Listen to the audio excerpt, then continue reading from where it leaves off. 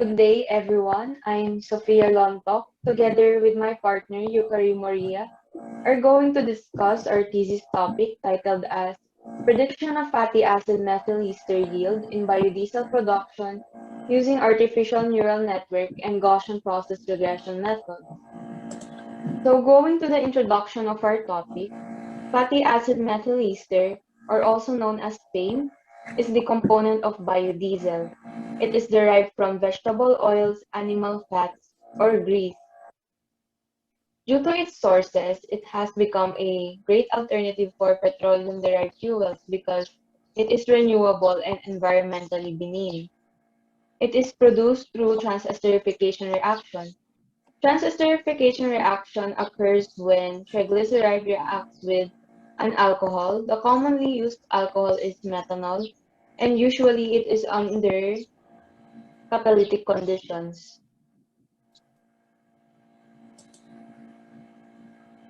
So there have been many exploration and studies in finding possible sources of fame, and these are the common sources: jatropha oil, palm oil, soybean oil, and karanja oil. Additionally, most studies also focuses on yield optimization by altering conventional methods such as instead of just mixing, they would use a ultrasonic reactor in order to fasten the chemical rate. And they would also have different set of experimentation by altering the values of the parameters such as having different methanol to oil ratio, temperature, and residence time. And of course, this entails time and high cost. And this is where machine learning enters. So machine learning can generate or can produce a forecasting and prediction model through data. And artificial neural network is under machine learning.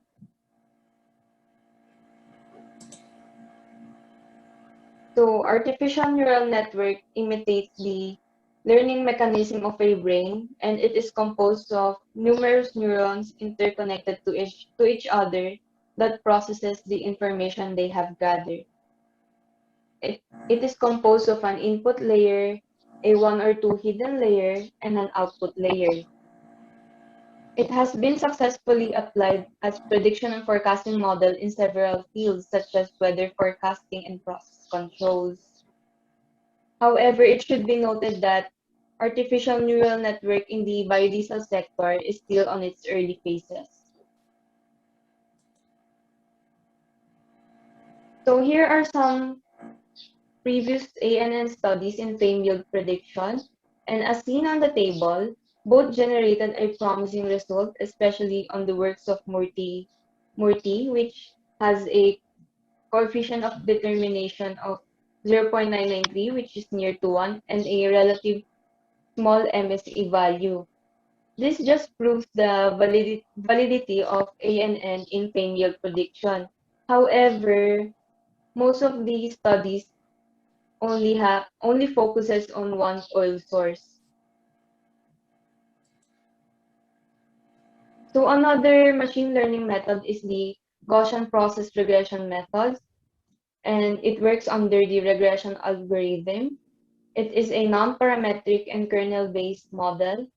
Kernel is the covariance, and this is where the predictability of the GPR model is based on.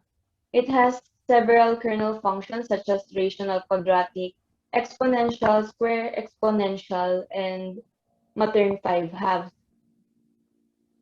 It has also been proven to be an effective prediction and forecasting model, and the literature are mostly focused on its uses on geology, electricity consumption, and agriculture.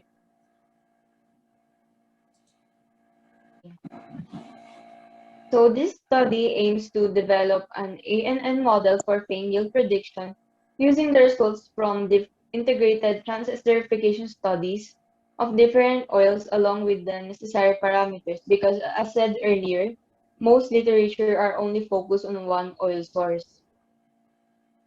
So the generated ANN model would be compared from Gaussian process regression methods. For methodology, the experiment started with collecting data for fame yield from various published articles as found on Science Direct and American Chemical Society.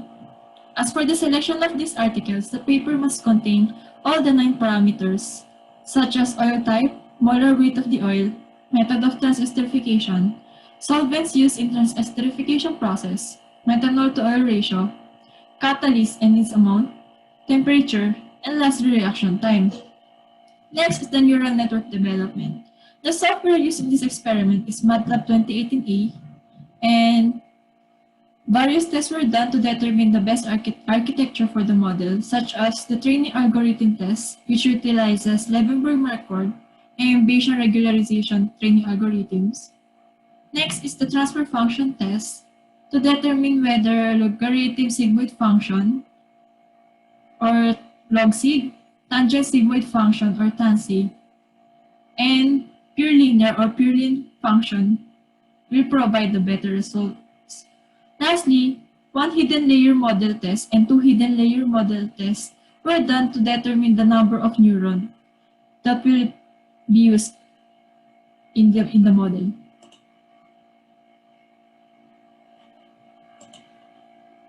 So next, for data interpretation, the selection of the governing frame yield model was based on different statistical measurements such as the Pearson correlation coefficient R, the coefficient of determination R squared, mean squared error MSE, and mean absolute error MAE. And lastly, feature reduction and model comparison was also done to determine the importance of the input variables and to confirm the effectiveness of the neural network model. Resultant discussions. So for this study, 837 datasets were collected from 31 published journals, dated from 2006 to 2020. Table 1 presents the minimum, maximum, and range of the data obtained from each parameters. So for the non-numerical parameters, the oil type, method of transesterification, solvent used in transesterification process, and catalyst, each data were given a specific designated number. For example, catalyst number 1 is sulfuric acid, catalyst number 2 is potassium hydroxide, and so on. Going to the descriptive statistics of the parameters, so as seen in this skewness, most of the parameters have positive skewness, and this would generate a longer and peak right tail. As for the yield, which is the output, it has a negative skewness, which would generate a longer and peak left tail. And as for the kurtosis, most of the input and output generated a positive kurtosis, meaning that the distribution would be peak.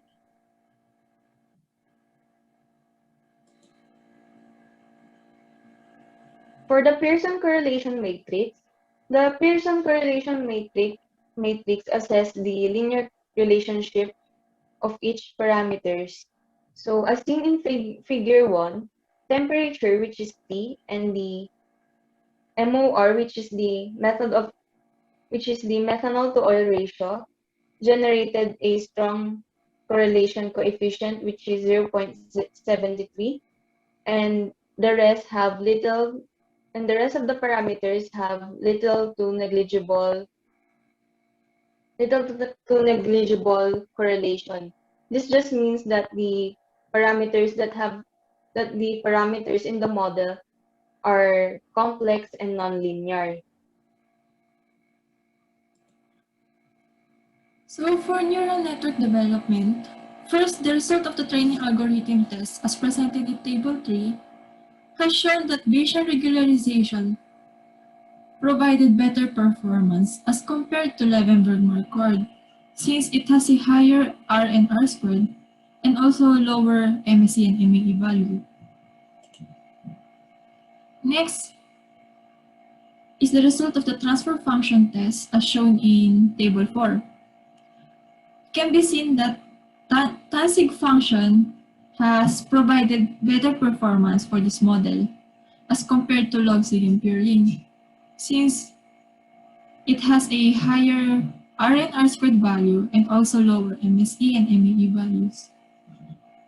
As for the one hidden layer test as shown in Table 5, it can be seen that 100 neuron has shown highest R and R squared value of 0.913 and 0.834. However, since it has also the highest MSE and MAE value out of all the number of neurons, therefore, we decided to choose the second highest, which is the 25 number of neurons with R and R squared value of 0.912 and 0.812. And also, since it has the lowest MSE and MAE value out of all this number of neurons. Following from the previous test, two hidden layer tests was also done to further improve the neural network model. As shown in Table 6, 10 number of neurons has shown an increase in R and R squared value from 0.912 and 0.83 to 0.934 and 0.972. And also, it was able to decrease the MSE and MAE value from 93.56 and 4.534 to 82.69 and 3.514. So the final ANN model for this study is shown in the right side of the figure. The topology for this model was 9 input value in the input layer, which is the 9 prioritized parameters, 25 number of neurons in the first hidden layer, 10 number of neurons in the second hidden layer, and lastly, 1 output value, which is the failure in the output layer. As for the right side of the figure, it shows the regression plot for training, test, and all, and also the performance plot for the ANN model. Moving on with the feature reduction. Feature reduction is done in order to assess the importance and relevance of the input variables. Then as seen on Table 7, there is a significant decrease of performance in the ANN model when the parameters are decreased. Therefore, 9 inputs still performs the best in ANN.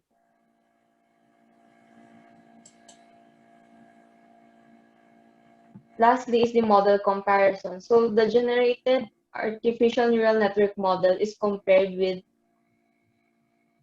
Gaussian process regression methods. So using a 25 cross-folds validation, the highest correlation coefficient was observed in exponential GPR among other kernel function, which has an R value of 0.85. And compared to artificial neural network model, it is much lower. Therefore, artificial neural network is still the best in terms of pain yield prediction. So in conclusion, the simulation to network with an input variable, 25 neurons in the first hidden layer, 10 neurons in the second hidden layer, and 1 output layer using Bayesian regularization algorithm and Tansig function was the best performing model, since it obtained the values of 0.93379 of R, 0.871964 of R squared, 82.69 of MSE, and finally 3.51 of MAE. Thank you for listening.